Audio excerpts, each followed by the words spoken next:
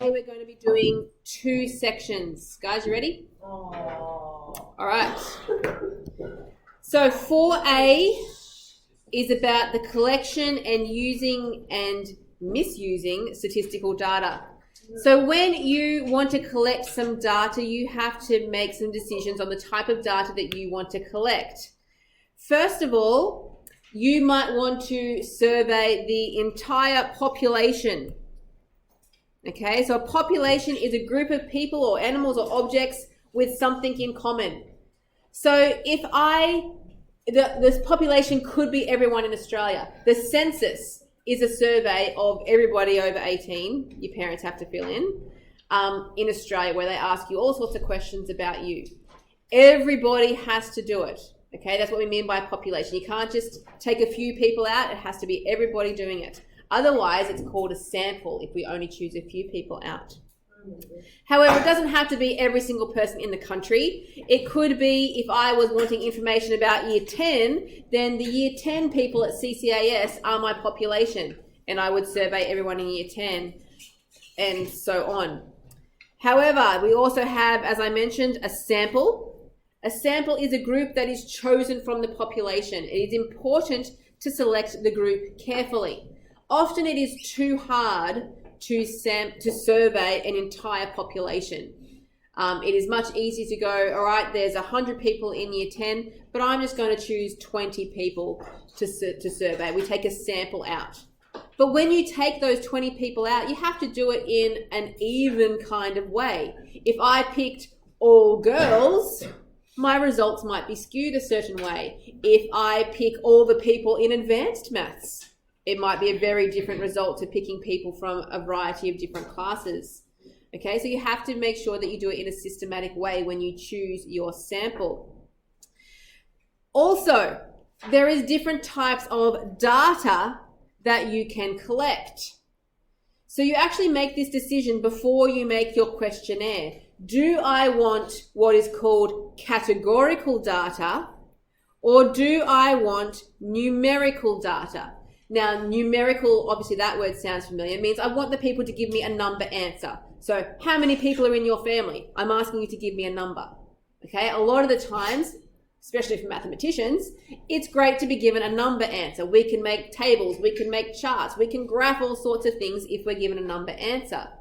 But there is the other side. You could be asked to give what we call categorical answer, which is categories. So what type of car do you drive? You know, they're a word answer, okay, not a number. We can divide each of those sections into 2 further, more specific groups.